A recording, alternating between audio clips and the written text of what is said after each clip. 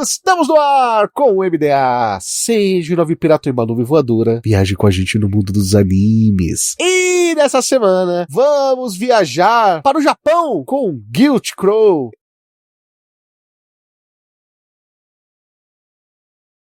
Eu sou o Raul e faz tempo que eu não falo isso aqui, mas eu preferia ter visto o filme do Pelé. Tá exagerando, velho. Você tá exagerando. Aqui é o Lucas e eu acho que foi aqui que eu conheci Hiroyuki Sawano. Assim, certamente foi aqui que eu conheci Supercell. Não, com certeza, né? Será que foi aí que nasceu a draga do Hiroyuki Sawano? É. Melhores músicas, piores animes?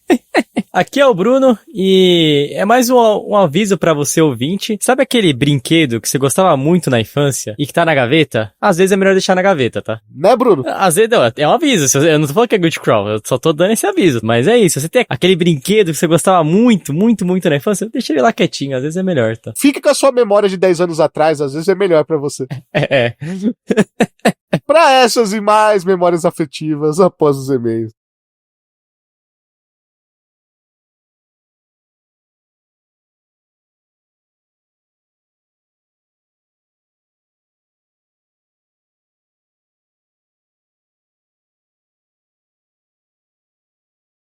Gente, o patrão ficou maluco na Anime Hunter. Sim, nossos parceiros agora estão com 15% de desconto no Pix e no dinheiro e 5% de desconto no cartão com o cupom MDA. Também somos parceiros da Crunchyroll, o maior streaming focado em animes no Brasil, e Rádio J Hero, onde estamos todo domingo às 4 da tarde.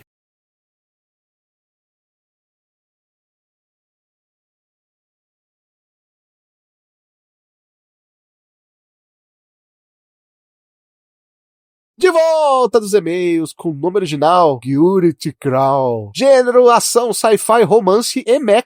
Com 22 episódios, né, divididos em duas cursos. Estreou no dia 14 de outubro de 2011 e teve seu último episódio no dia 23 de março de 2012. Não tem stream no Brasil, você só pode ver lá na locadora do Paulo Coelho. Blockbusters. Procura na Blockbuster mais perto da tua casa.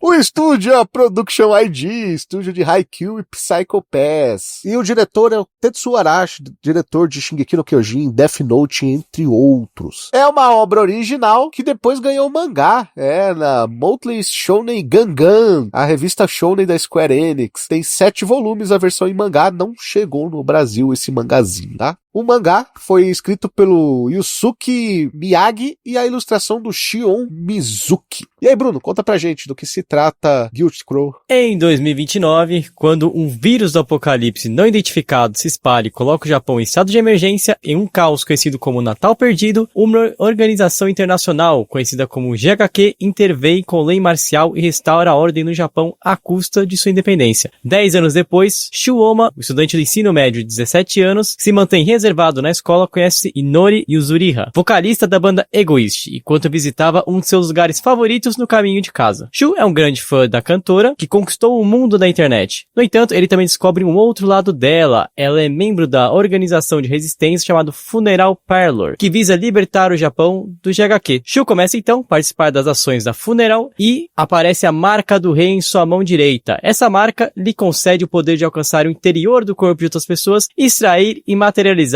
uma arma de lá. Essa é a sinopse, galera. Em suma, você tem ali o vírus do apocalipse, você vai ter uns eventos, e aí você vai ter o Shuma ou Shuma, que depois de alguns eventos aí, ele consegue um poderzão, chamado de Mão do Rei, que basicamente ele vai lá e consegue, a partir do coração das pessoas, tirar armas, né? A arma materializa a alma das pessoas, né? Isso, que aí pode ser uma arma, pode ser objeto, tem várias utilidades ali. Tinha um que era uma chave de fenda, imagina a alma de uma pessoa que é uma chave de fenda. Isso aí mesmo. Eu acho muito interessante quando a gente vai falar de Guilty Crow, e algumas coisas que, assim, são inevitáveis de falar, é que ele vem numa tentativa, talvez, assim, tentativa talvez não, assim, quem lembra na época dos boatos e das notícias, ele é uma tentativa frustrada de recriar o Code Geass, porque é até interessante a gente comentar que em ambas as obras a gente tem participação do Yoshino Hiroyuki, né, que, assim, além do Hiroyuki Sawano, né, mas tem outro Hiroyuki, que é o Hiroyuki Yoshino, e ele é o roteirista aqui de Guilty Crow, e ele foi roteirista de vários episódios lá em Code Geass. Então, eles pegaram um cara ali que participou também de Code Geass. Tem algum outro cara que agora eu não tô lembrando o nome, mas tem outros nomes que eu lembro que na época que participaram de ambas as obras. E assim, ele é claro, ele tem várias similaridades entre as obras, né? Você pode pegar ali a questão do estudante meio que escolhido ao acaso, né? Que, tipo, por exemplo, se em Code Geass o Lelouch, ele encontra por acaso a Chulai ganha o poder do Geass, aqui o Shu, ele encontra por acaso o poder do Void, né? E ambos têm alguma instituição meio que dominando, controlando a sociedade. Lá era a Britânia, aqui é a GHQ, né? Coisa assim, que tem que é aquela instituição que meio que controla meio sanitário, meio militar ao mesmo tempo também. Então, assim, tem, além do, claro, o mecha, o tom dramático, assim, tem o poder ser algo que é uma forma de influência sobre as pessoas. Então, claramente, tem várias influências de Code Geass aqui, e claramente, assim, é uma obra original também, assim como Code Geass, e então tentaram, sim, recriar, de maneira, de novo, frustrada, Code Geass. Com certeza, assim, o Guilty Crown, ele é um projeto da Production ID, um projeto totalmente original deles, que eles botaram várias coisas pra teste, né?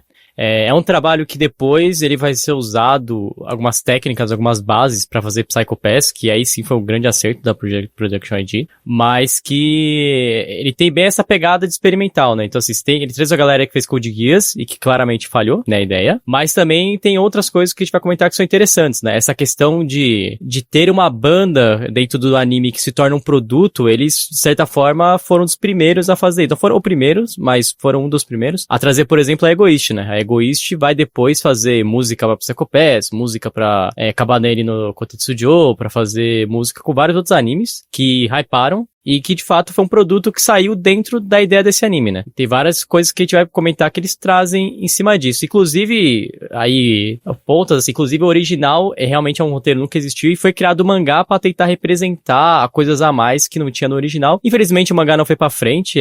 Depois que teve a segunda metade do anime, a popularidade caiu muito. A gente vai falar o porquê, né? Merecidamente caiu muito. E aí não deram continuidade, né? O mangá só foi até o 7º volume e cobre metade da história, mais ou menos. Ainda pelo que o Lucas tinha comentado sobre a questão da tentativa frustrada e tudo mais, claramente Guilty Crow, ele tem todos os elementos de clichês da época em que foi feito. Novelão. Ele tentou ser muito mais complexo do que deveria ser. Você pega o próprio Code Geass como exemplo, o Code Geass, mesmo se tratando de uma guerra e tendo vários elementos acontecendo, é simples. O Guilty Crow, eu acho que foi um dos primeiros erros deles, estão ali. Ele tentou ser complexo demais, ele tentou falar que o negócio era difícil demais de se explicar e se tornou confuso, sabe?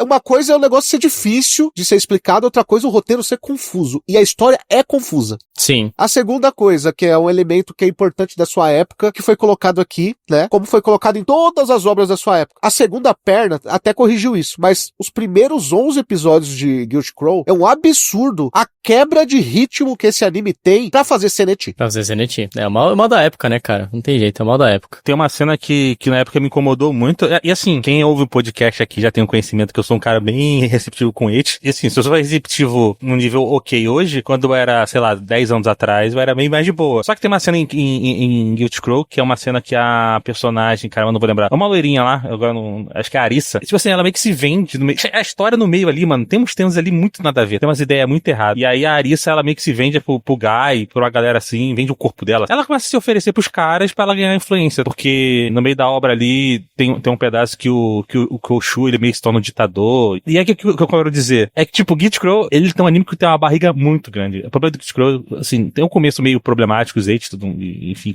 coisa da época também. Mas, se por um lado, tecnicamente, e quando eu digo tecnicamente, eu digo visualmente, é um anime muito bem feito, muito bonito, som, pô, absurdo. No roteiro, ele peca muito. E é uma pena, tá? Sempre que eu falo de Guilty Crow, pra mim, é uma das minhas maiores frustrações, é Guilty Crow não ter sido um anime melhor. Tem alguns animes, eu acho que vai até um pauta aqui de podcast, um tópico de podcast que a gente pode gravar no futuro, que são, igual o Neymar hipotético, tem uns animes hipotéticos, que são aqueles animes que, mano, que a gente acha o tempo todo que poderia ou pode ficar bom. Sei lá, Guilty Crow é não no mesmo nível, mas sei lá, que nem Index, que eu tinha a sensação, assistindo Guilty Crow, que qualquer momento esse anime ia ficar muito bom. Tipo, que nem assisto Index. Eu assisto Index, que não é tão ruim que nem Guilty Crow, mas Index eu assisto, eu falo assim, pô, mano, esse anime aqui vai ficar muito bom porque tem uma ideia muito boa aqui por trás. E Guilty Crow tem uma ideia muito boa por trás, usando uma fórmula que já tinha dado certo alguns anos atrás com o Code Geass. O Eight, ele é um dos problemas que ele tem ali, que ajudam a acentuar a sensação de barriga. Um dos fatores também que, tipo, empobrecem a obra. Porque, por exemplo, a Inori é uma personagem, cara, ela é uma personagem legal, mano. A Inori é uma personagem que eu só olho, ela tem muito potencial, a Inori. Só que, tipo assim, tu vê o jeito que ela se veste, as ações dela, a interação romântica dela com o Shu, da parte, assim, não do Shu pra ela, mas dela pro Shu é muito estranha, parece até meio forçado. De novo, por causa dessa barriga. Então, é complicado, mano. O roteiro de Guilty Crown, ele tem um roteiro bem de novel, assim, né? Bem de uma ideia de trazer de uma novel. Provavelmente ele foi escrito primeiro no formato de novel e depois foi adaptando, né? E a ideia é legal, uma ideia de world build legal, assim, pô, você ter era um pouco, pra sua época era diferente, né? Você ter ali uma parada muito mais terrorismo biológico com política, envolvendo ali uma ação, também em certa medida. Então tinha premissas legais, mas que sofreu da sua época, né? Então, assim, você tem inserções de et que não tem a menor necessidade. Tipo assim, não tem... Até você colocou o exemplo da Arisa. O exemplo da Arisa é ruim, mas de certa forma, no contexto você entende. Agora, sim, o da Tsugumi, por exemplo, que é a mina lá que é a hacker. Cara, não tem pra que tu ficar fazendo frame dela batendo lá no que ela são hack com o corpo, né? Ela pega lá os computadores e vai mexendo com as mãos. Mano, não tem pra que tu fazendo ela batendo com a bunda no bagulho pra funcionar. Tá a menor necessidade de tu fazer isso, brother. E um monte de cena, episódio de praia, que é o clássico, que sempre tem. Assim, tem várias coisas que o pessoal se perdeu, são mais da época, e aí depois começa, né? Você vai ter ali lutinha shonen, aí o negócio vira muito mais porradaria do que aquela trama inicial. A lore de Guilty Crown é bem rica, ela realmente é rica, porque ela até trouxe pra outros produtos depois. Tem uma prequel, que é uma visual novel, que é um jogo mesmo, um jogo visual novel, que traz mais informações, tem mais obras em cima. Ela é uma lore que ela consegue se expandir, né? E que tem uma premissa até interessante. Só que, pô, a execução da obra, da direção em si, pecou muito nesse ponto, né? É um anime que tinha potencial nesse sentido, mas que sofreu, né? Sofreu por uma má direção. O roteiro dele faz muito mais sentido pra uma visual novel na época. Os games da época tinham essa pegada e tudo bem, o público tinha um público-alvo pra isso. A questão é que o anime parece que tem coisas que não se encaixam, que tem elementos que claramente estão lá só pra falar assim, olha, tô botando esse elemento aqui que você gosta, eu sei que vocês gostam aqui. Eu coloquei, Uhum. Tudo que é clichê da época, eles colocaram. Pô, vamos botar robô gigante? Vamos botar. Vai ajudar alguma coisa? Não, mas vamos botar robô gigante lá. Vamos botar a Milha vestida de maid, a Lolita lá, a Lolizinha, com roupa com orelha de gatinho no robô gigante?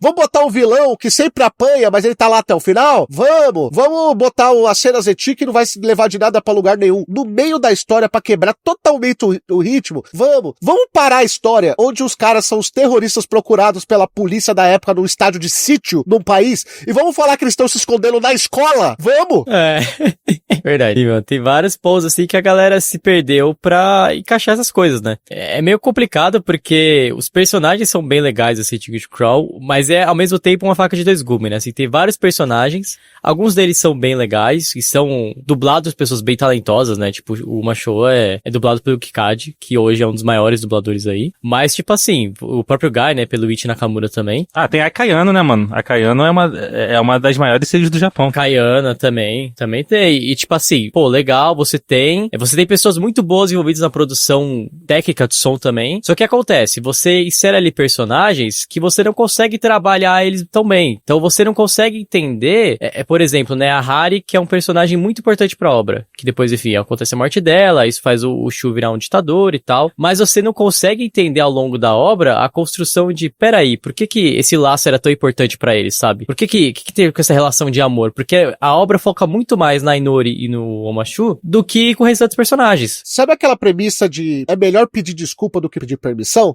Então. O Guilty Crown, ele faz isso. Ele pega e ele joga um monte de elemento. Aí ele fala assim, não, deixa que no final a gente conserta essa merda aí. Vai jogando. Ele vai jogando um monte de coisa, até um monte de coisa que não faz sentido, que tira aquelas, que você vai ter que usar totalmente a sua suspensão de descrença, que toca aquela bandeira vermelha assim, sabe? Aquela exclamação, sabe, do Metal Gear? Uhum. Bate aquela exclamação o tempo todo, principalmente ali nos 14 primeiro episódio. Pô, eles estão numa escola se escondendo, tipo, no meio de todo mundo? Não, beleza. Ah, não, mas eles estão andando na rua como se nada tivesse acontecendo. Não, beleza. Eles estão indo pra praia? Não, beleza. Aí eles vão lá, fazem o que toda a obra, quando viu que deu merda, faz. Vamos botar um monte de flashback e consertar isso aqui. Uhum. É isso. Tem esse malzão mesmo. A minha sensação de Guilty Crown é que eles tiveram uma ideia, saca? E aí, tipo, eles tinham fragmentos.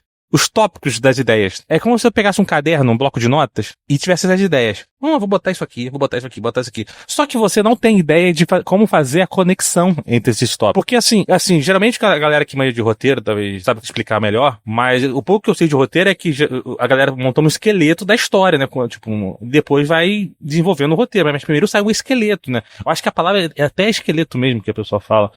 E aí, o que acontece? Quando você termina de assistir Great Call, você faz um exercício de rebobinar ali e pensa nos eventos do anime, é muito legal, mano. Great Call, quando você pensa em tópicos, é um anime muito legal. Porque tem vários momentos muito épicos, saca? Tem momento, por exemplo, da morte Hari, que é amiga do Shu. Pô, a cena quando o Shu recupera os poderes mano, é épico, mano. Tipo, a MV com a música do Saban tocando ao mesmo tempo, é um MV natural, saca? Porque tipo, você não precisa editar, a cena tá pronta. É só tu cortar e lançar no YouTube. A cena final é triste pra caramba, só que é um anime mal costurado. E tem cenas muito boas, mas é mal costurado. É, mal dirigido, cara. É mal dirigido. A Real de Great Call é assim. Cara, o que é legal de Great Call, e que por isso fez sucesso à sua época, além, claro, do fanservice, a Inori é uma personagem que ela foi feita pra ter apelação pública, etc. Ela é um grande clipezão. Entendeu? É um grande clipezão. Ela é feita, mano, ela é feita pra vender boneco e pra fazer MV de música. Porque a sacada do Great Call que eles ganharam o fôlego foi nisso, assim. É um anime, igual você falou, Lucas, é visualmente muito bonito pra sua época. É bonito hoje. Não, a gente vê hoje, tipo, em RMV, porque a época acho que era ainda RMVB a época que ele foi lançado. Tava sendo distribuído em RMVB aqui no Brasil. Não tinha streaming na época, não tinha nada, né? Não tinha. Aí, mano, RMVB é uma porcaria qualidade, né? O Hiroyuki Yoshino é o criador original de um anime chamado Seiko no Quasar. Aí dão como prêmio pra esse cara um anime original. Fala muito sobre ele, né? Falar muito sobre ele, né? Então, é isso, cara. Não tá, cara. A época de Great Call é Seiko no Quasar e Freeze. Pensa falar mais alguma coisa? Sabe o que parece? O Hiroyuki Yoshino é o Edilson Capetinha da seleção 2002. Se ele não contar, ninguém lembra que ele tava em Code Geass. Ele não é um roteirista tão bom. Quando você pega e vai ler a bibliografia dele, assim, de obras que ele produziu, a obra que mais me chama a atenção de que ele tem o roteiro original, Seiko no Quasar, que ele depois tem Great Call. E tem uma série, eu tô aqui lendo agora, tá, gente? Só pra vocês entenderem. Eu tô lendo aqui agora. Sabe uma outra obra que a gente criticou muito o roteiro e que ele tava no roteiro? Old Trigger, a primeira temporada. Ele é o roteirista da adaptação. Claro, é uma adaptação, é diferente, mas assim, lendo, ele também é roteirista da segunda temporada aqui, da terceira ele é só série Compose, que é a melhor temporada de Code Geass, assim, de direção, é a que ele não fez o roteiro. Ou que ele trabalha só na composição, né? Que ele não participou. O que eu quero dizer, o cara não é bom roteirista, entendeu? Entregar na mão de um cara que não é um bom roteirista. Por isso que é um anime que tem boas ideias, e assim, o cara pode não ser um bom roteirista, mas ter boas ideias. Great Call tem boas ideias, só que ele não consegue executar, a execução é ruim. Claro que a direção também tem culpa, claro que a direção tem culpa, o papel do diretor era corrigir isso, mas assim, é uma obra que nasceu com problemas. Sim, na concepção direto. Pô, tem coisas que você tem lá que é clássico, né, igual o que eu tô falando. Aquela questão do DAF lá, né, que é uma organização que tá na Terra, trollar lá os anos. Pô, beleza, brother, só que tu enfia aquilo no meio do nada, sem dar contexto nenhum. Aí surge um moleque lá que é o Yu, que do nada ele tem o poder do protagonista, né? Tu não sabe de onde vem, pra onde vai. Não explica. Ele enfrenta o protagonista numa luz, tá bosta. E sabe onde explica isso? Na novel, que é o jogo que foi lançado depois. Porque o jogo é um prequel. E aí, o que eu falo pra você? É melhor pedir desculpa do que pedir permissão. Como o negócio vende bem, você lança um monte de coisa e tenta consertar. Mas, cara, é uma obra original. Se ela não consegue, fechada, né? Ela tem um começo, um meio e um final. Se ela não consegue se explicar que não é uma história complexa. É o roteiro que é confuso. Cara, eles acharam a porcaria de um meteoro, aí eles descobriram que podem acessar poderes usando ele, né? Os cientistas ali e tudo mais. E aí, o que acontece? Você sabe, toda vez que aparece um grande poder novo, aí o mundo começa a ficar maluco, né? As pessoas, tipo, é a questão da bomba atômica, né? Pô, quem tem a bomba atômica tem o poder. E aí as pessoas começam a guerrear por isso, o Japão fica em estágio de sítio, porque foi achado lá, chamam isso de doença, né? E não sei o quê, começam a enganar a população e tudo mais. Beleza, cara, é bem simples o roteiro, não é uma coisa tão complexa assim. O problema é que o roteiro do cara é confuso. Aí você tem uma confusão pra explicar a história. Cara, chegou no episódio 15, eu não tava entendendo o que tava rolando ainda. Você passa por esse roteiro complicado, aí você passa esse roteiro pra direção e pra adaptação ali, pra animação. Aí você tem atores incríveis, uma trilha sonora maravilhosa e tudo mais, só que falta tempo pra você se sentir tocado, se você entender o que aqueles personagens querem passar. Pô, você não consegue sentir o sentimento ali dos personagens que se tratam como irmãos. Porque, mano, passa tão rápido. Por quê? Porque você tem que fazer uma cenetinha aqui, você tem que perder 3 minutos fazendo a Inori cantar. Mano, tá rolando uma guerra. A Inori tava escondida. A Inori tava escondida porque tava todo mundo caçando a Inori. Ela pega e começa a cantar. É verdade. Aí você pensa, não, mas isso é só uma cena do anime. Aí aparece o cara lá, o líder do outro lado da guerra falando, nossa, essa voz aqui cantando, né? É verdade, a parte da cima da torre, que ela sobe na torre, aí do nada troca de onde o Shu tá fugindo dos caras pra ela cantando na torre. Ai, mano, é verdade. Foi uma fusão de um roteiro ruim, e a gente tá até aqui pensando, né, tipo, você falou da direção ali, e se você pegar na mesma época ali, o Tetsuo Araki, ele, sei lá, ele tinha feito o High School of the Dead, que é uma obra também de ação com Resident Evil. Então talvez até a gente entende de onde veio essa ideia de botar esse... No High School of the Dead faz sentido pra aquele contexto, sabe? Porque ele é um anime de ecchi com ação e zumbis. Aqui é um anime que ele quer que o público leve ele a sério, mas ele mesmo acaba, pelo menos na primeira perna. Na segunda perna melhora muito, tá? Nessa questão, principalmente do ecchi. Mas a primeira perna, ele mesmo não se leva a sério, cara.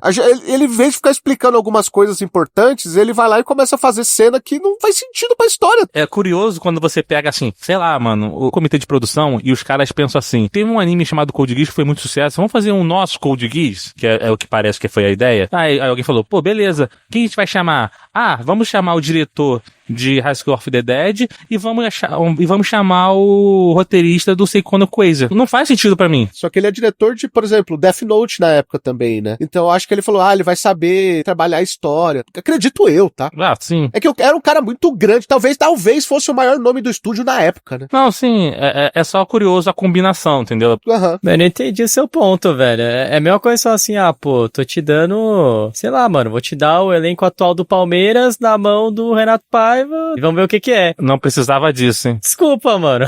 Precisava sim.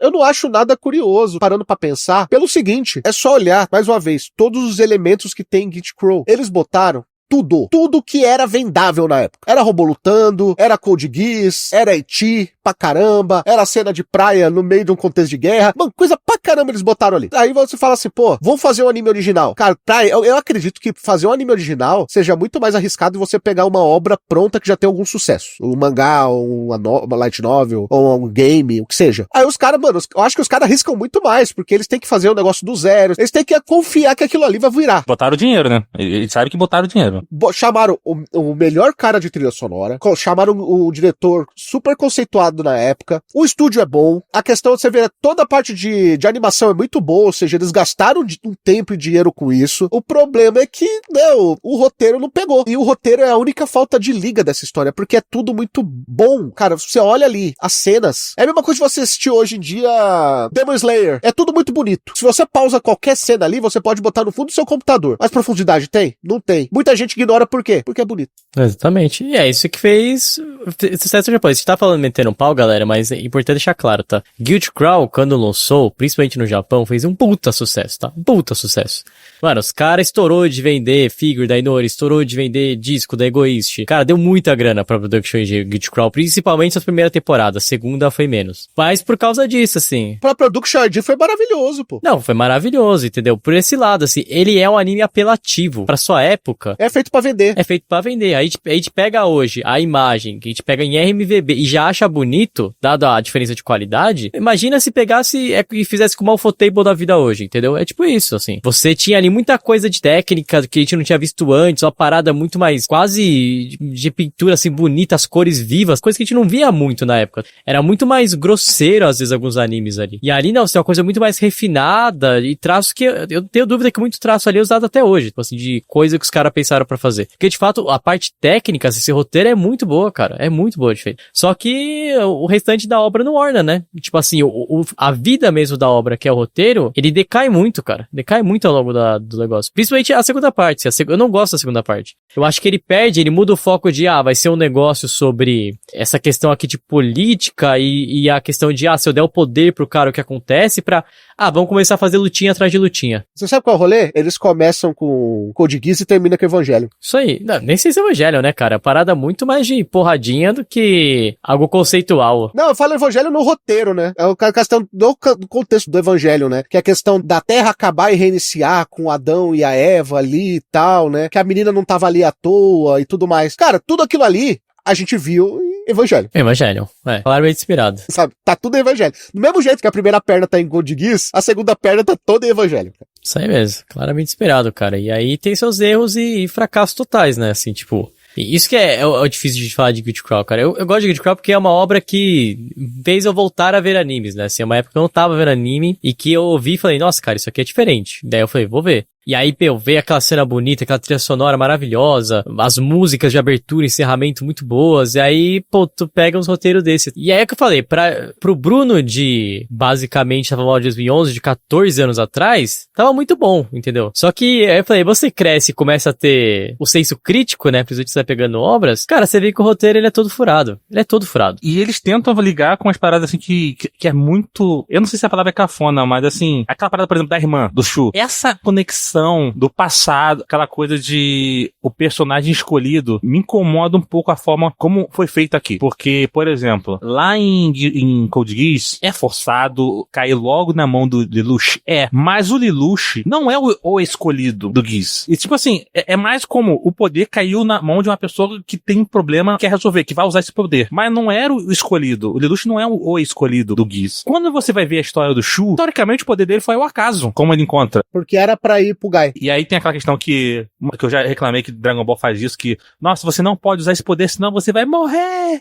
E aí, tipo, não acontece nada com o cara, não tem punição nenhuma. Ele não ligo, vamos embora. Não o bastante, ele faz isso 2 vezes. E aí a mãe dele fala, a mãe de criação dele fala assim, não, você vai morrer se você usar isso, que lá. Aí ele vai lá, aí tem aquela cena épica, que a cena é épica, assim, por mais que quando a gente analisa o roteiro ali, é uma bosta, a cena, pô, mano, aquela cena ali é incrível. Aquela cena ali, se tu, sei lá, tu apresentar pra alguém sem explicar se a pessoa conheceu o anime, só pra explicar a cena ali, dar um contexto da cena, a pessoa vai achar maravilhosa com o Guild Crawl. E aí você tem aquele, voltando ali na questão do Shu, você tem a questão dos pais dele, tem a questão assim, principalmente da mãe, da irmã dele, né, acho que é Mana, conveniente é o nome da irmã dele, é Mana. E aí os caras querem reviver a irmã dele, ter negócio, aí, não... Tipo assim, mano, é muito forçado. É legal que, pô, o Void é o poder dos reis, mas assim, a mitologia por trás é legal. Só que, de novo, a execução é ruim. O fato do Shu ser um garoto meio que escolhido é muito ruim, tá, saca? E aí tem outra coisa que torna bem ruim pra mim, e eu reclamo muito em obras como Angel Beats, Charlotte... Muitas obras assim de Maeda, por exemplo, né? Acho que o Maeda é um ótimo exemplo. E algumas obras anteriores a Kimi no Na wa do Makoto Shinkai, que é aquela... Eu não digo que é a forçação de barra, mas essa necessidade de criar uma tragédia ou um drama, sabe? Fazer um final trágico para se tornar lembrado. Entendeu? Eu acho que Guild Crawl, em vários momentos, ele tentou chocar muito, ele em vários momentos tentou ser muito trágico pra ganhar um tom mais épico do que necessitava, porque ele poderia ser épico de outras maneiras. Então, por exemplo, com a morte da melhor amiga se sacrificando, aí o cara se torna um traidor, aí ele perde o braço, e aí quando ele se toca, ele meio que se sacrifica por todo mundo. E aí quando ele acha que tá realizando um sacrifício final, a mina que ele ama de novo, a outra mina que ama ele, né, no caso, se sacrifica tal qual a melhor amiga e tal qual a irmã dele, e o cara termina sozinho, e é bom lembrar, o Shu termina o anime sem uma perna, sem um braço e cego. Pra quê? Não, é o que o Raul falou, assim, você tentar transformar em complexo um roteiro que pode ser simples. Um roteiro que ele deveria ser muito mais simples. Pô, precisa você contar a história do cara, que é até legal esse mote, assim, no começo, de, pô, ele não é um cara que já foi escolhido, ele foi tal caso ali, ele tava lá e, pô, tá no meio do problema agora. Você podia só contar uma história dele sendo membro da resistência e enfrentando lá o GHQ e beleza. Agora não, aí você começa a explorar a história, falando que não, na verdade, esse cara, ele tem uma relação já com esses outros caras aqui, esses mais antigos. Aí o amigo dele, que ele faz um puta novela lá no episódio que 10 ou 11, pra matar o Guy, na verdade ele é ressuscitado, depois ele vira o vilão. E aí tem a irmã dele, tem não sei o quê. E aí tem uma organização secreta que tá desde não sei quanto. Você tá vendo o grau que tá tomando a história, sabe? Tipo, você não precisa de tudo isso. Você pode fazer uma história muito mais simples, muito mais concisa e com o mesmo impacto. E o final trágico, pra mim, assim, ele tenta colocar uma cereja no bolo de um bolo que já tá desmoronando. Não faz muito sentido toda aquela tragédia. Porque o final é legal, ele é bonito de ver. É uma tragédia bonita de ver, só que você não se conecta com a tragédia. São exageros. O fato da Inori ser, teoricamente, o receptáculo da irmã dele, ou seja, o cara se apaixona pela irmã dele, tipo... Aí acho que é o ponto evangelho meio que o Raul falou. Não, tem a própria Amanda, né? A própria Amanda deixa... Então. Muita coisa ponto evangelho ali, principalmente no segundo ato da obra, porque... O que acontece? Eles levaram por um caminho, não sei se no meio do caminho eles falaram, pô, não tá funcionando, a gente tem que fazer de outro jeito, e aí eles foram pro rumo evangélico. Quer ver? Você pega o próprio Shu. Mano, o Shu se torna Jesus ali, velho. É mesmo, mano. O cara faz tudo, velho. Qual é o poder? Ele nunca te tirou o próprio poder da alma. Qual é o poder dele? Ele se sacrificar pelos outros, ele tirar a dor dos outros e dar pra ele, né? E aí ele termina fazendo o quê? Tirando os males de todo mundo e carregando pra ele. Aí a menina vai lá, salva ele e ele fica vivo. Se você pegar o contexto de Evangelho, né, a questão do Ova, que é muito melhor explicado, inclusive, dos filmes que tá tendo episódio do MDA também, cara, é isso. É sobre isso, sabe? É exatamente isso. Inclusive, no segundo ato, o Shu se torna o Shinji. É o Shinji que entrou no robô. Porque ele ganha o poder, primeiro. Ele é um bocó, que ele não sabe nem por que tá ajudando, mas aí ele vê uma mulher e fala, vou ajudar. É. Aí, de repente, tô apaixonado por ela, no outro dia. Aí ela toma o pé na bunda dela porque ela fala que gosta do outro. Aí 2 capítulos depois, ela fala, não, eu errei, hein? O negócio mesmo é o Shu. Ele que é o cara. Aí quando vai ver, todas as minas que eram apaixonadas pelo Guy, tudo apaixonado pelo Shu. Todo mundo. Aí, beleza. Então é o Shinji. Aí ele vê um monte de gente morrendo e de boa. Ele tá lá vendo e beleza. Aí acontece uma morte lá, aí ele vai lá e quebra. Não quero mais brincar com isso aí, não. Chega. Pra mim acabou, eu vou embora. Tal qual Shinji, sabe? Aí ele volta, como ele tá zero preparado pra isso, ele não tem nenhuma preparação pro meio que ele tá, quando ele ganha o poder, ele vira um ditador maluco. No outro episódio, porque como a gente descobre que ele vira um ditador maluco? Não é pelos atos dele, é porque tá todo mundo falando em volta. Esse cara tá virando maluco. Esse cara tá virando maluco. Aí no final do episódio você vê ele dando uma risada de vilão. Que ele viu, é verdade, ele coringa do nada lá. Puta, muito verdade isso. Do nada. Depois que todos os personagens em volta falaram que ele tá ficando maluco. Tipo, a gente não vê isso acontecer. Aí chega no final da história, ele fala assim, perdi o braço, né? Entendi qual que é o meu papel. Eu não sou maluco mais. Agora eu quero salvar todo mundo. Se lascar pra lá, anime. Mano, a minha suspensão de descrença tava batendo no talo com esse anime. Tem momentos, assim, que eu te falei, se você separar em tópicos, você pegar uma listinha e separar o anime em tópicos, é um anime muito bom, mano. É engraçado. Se eu separar em tópicos, tu não vê a coisa de Good Scroll. Vamos escrever sobre coisas que acontecem em Good Scroll, aí você faz a listinha. Check.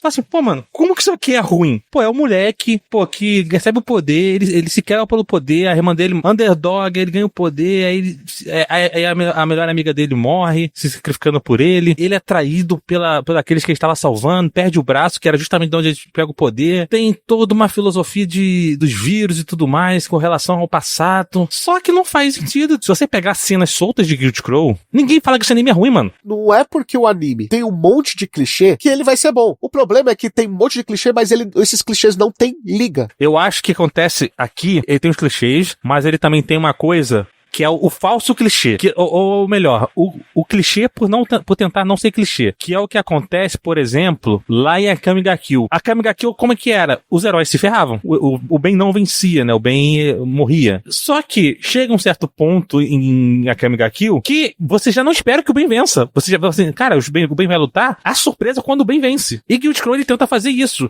Ele tenta fazer assim, você acha que o protagonista vai se dar bem aqui até o final? Não, ele vai quebrar e vai virar um vilão.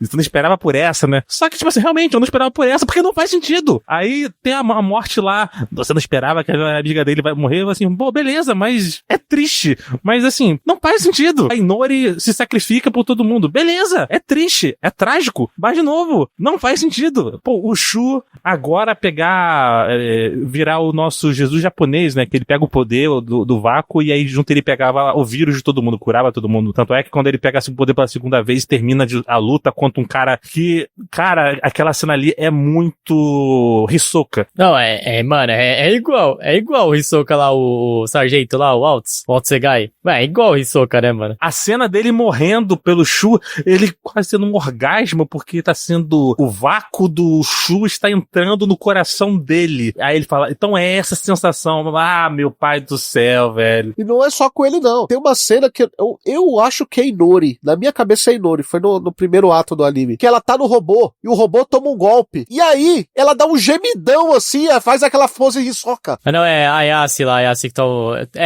toda vez que ela toma porrada, rola o gemidão. Toda vez. Eu falei, meu, por quê? Entendeu? Não, e é outro...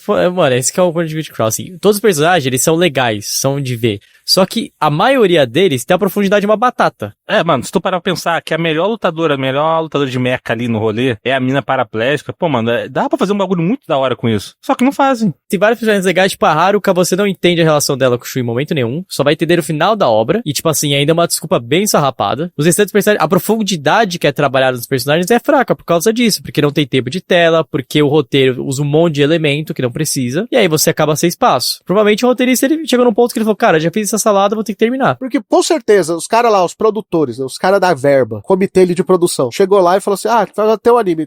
Tem verba pra quanto? Pra fazer um negócio bem feito, 22 episódios. Porque a verba é alta, porque a gente tá postando forte. Só que, eu quero isso aqui, Eu quero tanto de tempo de tela, pelo menos. Quero que todo episódio a menina vai cantar, porque a gente tem que vender a banda. Quero que pelo menos metade dos episódios tenha uma cena da hora de Esti, porque eu quero vender figure depois. Sabe, fazendo cheque do comercial. A sensação que dá isso aí. E aí, o que acontece? Quando o cheque do comercial é feito, falta tempo pra quê? Pra história. É daí, mas também não é isso, porque Code Geass tem tudo isso aí e é muito melhor. Mas é muito menos, cara, muito menos. Mas é mais simples, tem 50 episódios. Tipo assim, mano, é que vocês esquecem, mas Code Geass tem literal a Erika de Bunny Girl, mano, de coelhinha, tá ligado? Tem uma cena da mina de coelhinha, tem outra cena dela tomando banho. O que mais tem Code Geass? Que teve até no recente que a gente gravou. Close da bunda na hora que a mina tá pilotando. É uma merda? É, só que beleza, é um close que dura 1 segundo, 2 segundos. Agora, tu precisa fazer uma cena da menina tendo um gemidão que dura, tipo, 3, 4 segundos? Uma cena de 10 segundos deles andando dentro de um... Eu acho que é de um duto de ar, a mina na frente com a bunda na cara do cara. O que eu quero dizer é que tu poderia ter botado o Eti se o roteirista tivesse sido capaz de... Assim, beleza, vai ter o cheque aqui do Eti, mas vai fazer sentido. Não faz sentido. Não faz nenhum. Que nem o Code Geass mesmo. Pô, Code Geass, ninguém sabe que o Lelouch é o Zero. Ninguém sabe. Ele é um cara ali, um terrorista que usa uma máscara. E quem descobre, ele mata. Ou manda matar. Beleza. Ele pode andar numa escola, ele precisa tentar continuar tendo uma convivência como um adolescente normal, entre aspas, porque ninguém pode desconfiar que ele é o Zero. Vamos pra Guilty Crow. Vamos pro Shu. O Shu, ele é um cara que no episódio 2, o governo já sabe quem é ele. Ele foi preso. Foi feita toda uma busca ali do pessoal da funerária pra buscar ele, pra tirar ele de lá. Aí o que acontece? O que ele faz no outro episódio? Ele vai pra escola com toda a galera da funerária e fica lá, convivendo com os amiguinhos e não sei o que. Eu falei, pô, peraí, esse cara não é procurado. Ele, a Inori, a menina da cadeira de roda, todo mundo sabe quem eles são. Não era pra eles estarem escondidos, eles estão na escola mesmo, fazendo CNT, fazendo episódio de praia. Tá de sacanagem, pô. Fora o setup, né? Porque o Lelouch, quando ele, assim, eu vou falar de Code Geass porque é obviamente onde foi a fonte do Guilty Crow, né? A inspiração. Mas assim, o Lelouch, nos primeiros momentos do episódio do Code Geass, ele já é apresentado como um cara muito inteligente. Ele tá jogando xadrez lá e ele tá dizendo que tá super entediado, enfim, e tudo mais. Então, o setup do Lelouch, por exemplo, é melhor do que o do Shu. O do Shu tem muito essa questão, de novo, quando a gente para meio Adão e Eva, né? Que é o setup dele lá do passado com a Mana, que pra mim, sei lá, velho, é muito difícil saber o que passava na cabeça dos caras. Eu tenho que ir atrás de entrevistas e tudo mais pra tentar entender. Mas, sei lá, mano, eu acho que os caras viram, que vocês falaram, que os caras viram pra onde tava indo, não tava legal, tá meio solto, tentaram explicar, assim, não, o cara era, abre aspas, o escolhido, e aí foram dando uma cagada. Eu acho que, por exemplo, se ele fosse um cara que encontrou o acaso, seria muito mais legal. Eu acho que se tivessem trabalhado mais, abre aspas, a lá Hitman Reborn, mas tipo, tido uma época de normal days. Pra fazer você se importar com o personagem, né? É tudo muito rápido. E depois o anime, ele tenta frear esse ímpeto. Só que, tipo, não faz sentido ele frear esse ímpeto. O que tá acontecendo no mundo não faz sentido. Ele tá acontecendo, ou você faz o normal days, ou você sobe a escalada de ímpeto ao infinito e além, sem parar. Mas não, ele sobe o ímpeto, diz que o mundo tá super tenso, Depois ele volta pro normal days, como você falou, não faz sentido nenhum, porque como ele volta pra essa vida sendo que tá tudo uma merda, e depois ele quer acelerar de novo. Ele não se decide se ele vai acelerar ou se ele vai cozinhar e preparar. Eu não sei se algumas ideias foram nascendo e eles foram meio que tateando o público e vendo assim, olha, o público não tá gostando disso aqui. Porque eu acho meio difícil a gente indicar isso. Porque o anime demora a ser produzido, né? Então, e o anime de qualidade alta, é meio difícil afirmar que eles foram tateando o público e aí mudando de ideia durante isso. Mas parece, sei lá, que eles foram escrevendo o roteiro, alguém falou assim, cara, isso aqui tá uma merda, resolve isso. E aí, quando saiu do jeito que saiu. Sei lá.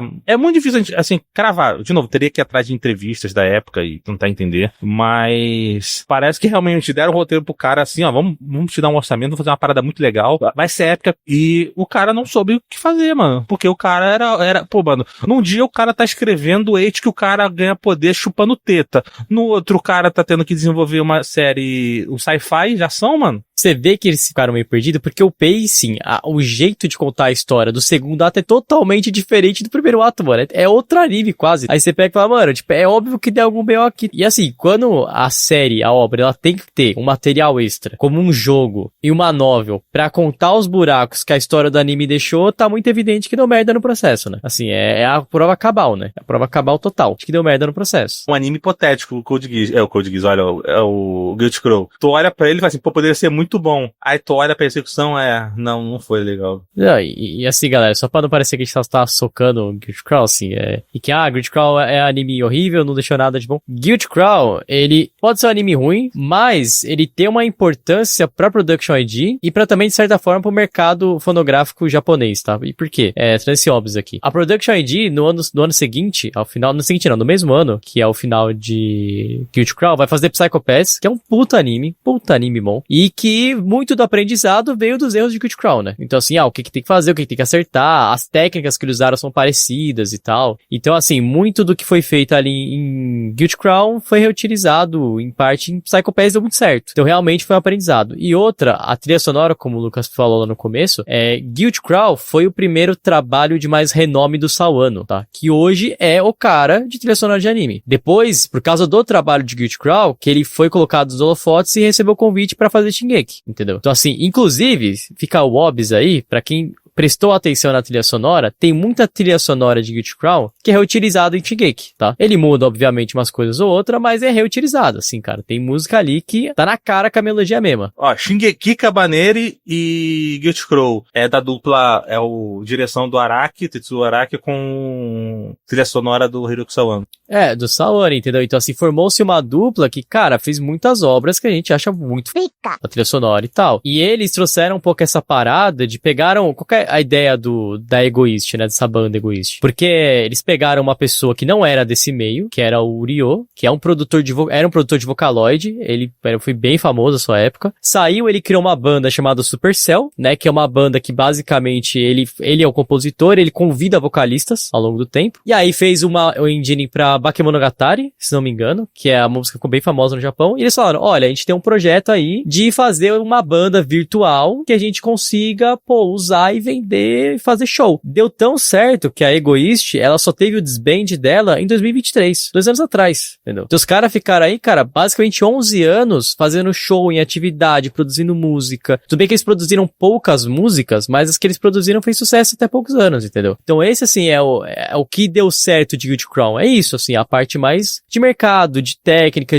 do que veio de legado, né? Não muito da obra em si, mas o legado que ela trouxe. Porque, é o que a gente tá falando, assim, se você pegar a obra de roteiro, ela é fraca, né, cara? Ela é meio perdida. Não tem muita sustentação. Mas o que ela deixou pra posterior é muito maior, né? Dito isso, vamos pra aquele momento, pras considerações finais e notas pra Guilty Crow. Como vocês falaram, o Guilty Crow é um anime que tecnicamente é muito bom, cara. É muito bonito, mano. Eu cheguei a uma época até fazer umas artes de Guilty Crow, porque a coloração desse anime é absurda, mano. É muito bonito. Tecnicamente é muito bonito o Guilty Crow. A trilha sonora é muito boa também. Tem a Supercell, que é uma banda muito boa. Apesar de não ser mais a Supercell da Nagi Yanagi. Nessa época a Nagi Yanagi já tinha saído do Supercell. Tanto que a Chelly, que faz a Egoshi também, a vocalista. Se vocês ouvirem um podcast de Nagianagi, eu acho que é no MDA mesmo, não lembro. A gente fez um podcast musical sobre Nagianagi, então a gente conta um pouquinho sobre esse contexto, mas Supercell é uma banda que teve reformulações ao longo do tempo. Supercell em Bakemonogatari é com a Nagianagi. A Supercell que canta aqui já é outra vocalista. Então, se vocês separarem a música,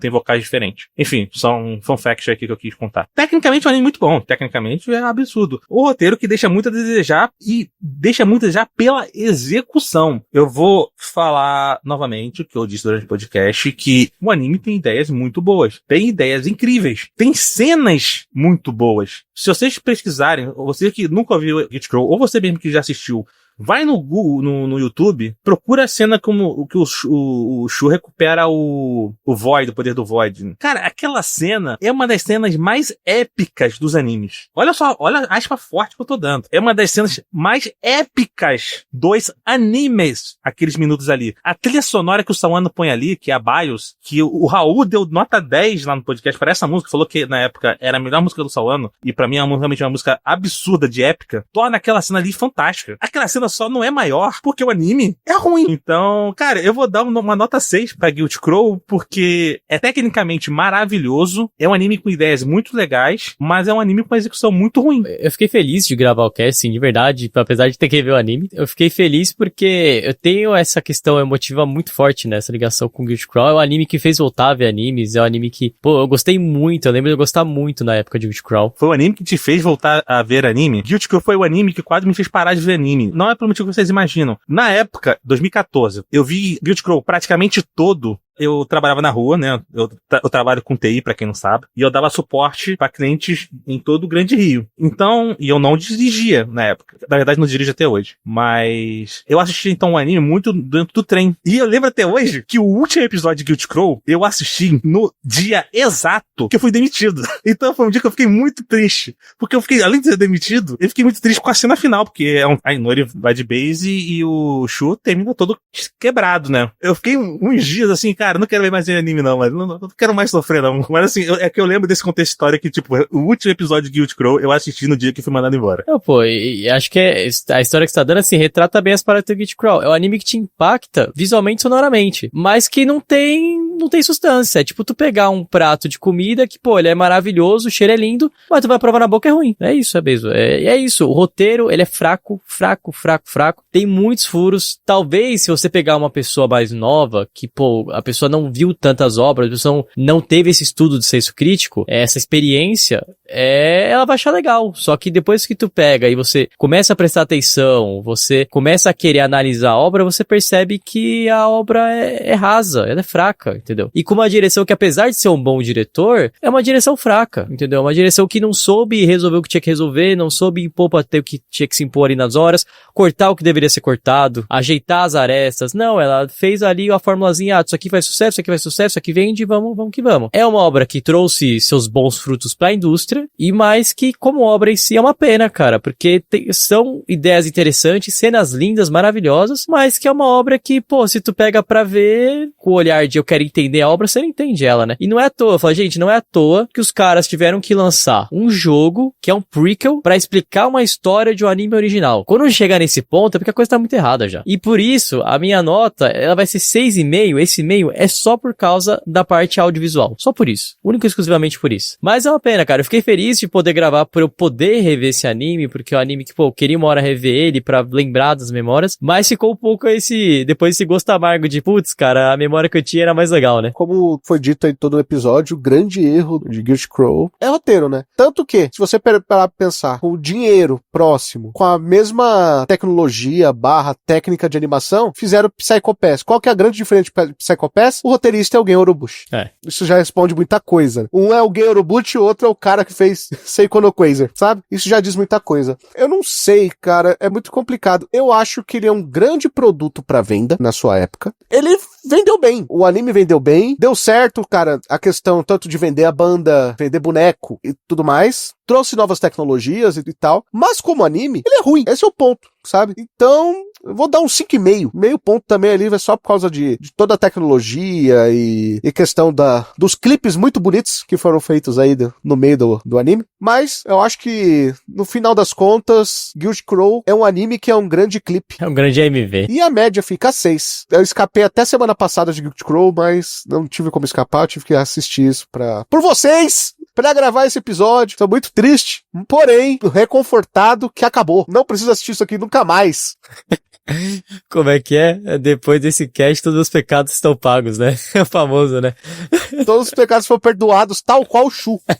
É o peso da coroa, né? Literalmente, né? O peso da coroa. Exatamente. E você, já teve seus pecados perdoados? Comenta pra gente. Você pode mandar aquele e-mail pra podcast@mundodosanimes.com ou deixar sua mensagem no seu agregador de podcast favorito. E claro, se quiser nos ajudar aí a ser um podcast cada vez melhor, cada vez maior, aí está nas alturas, vai lá no catarse.me/MDA e seja nosso apoiador. A partir de R$5 você já pode nos ajudar a fazer parte do nosso grupo de apoiadores, bater papo com a gente, tirar dúvidas, escutar alguns episódios, enfim, tem muita coisa lá. Acessa lá que vocês vão saber mais, beleza? Agradecer sempre eles, Alex Seliger, Bruno Rezende, Carlos Petroni, Guilherme Henrique, Guilherme Loureis, Ei Ramaguchi, Lucas Batista, Natan Kleima e Yasmin Gonçalves por fazer esse podcast acontecer. No mais, nós ficamos por aqui, até o próximo episódio. Tchau!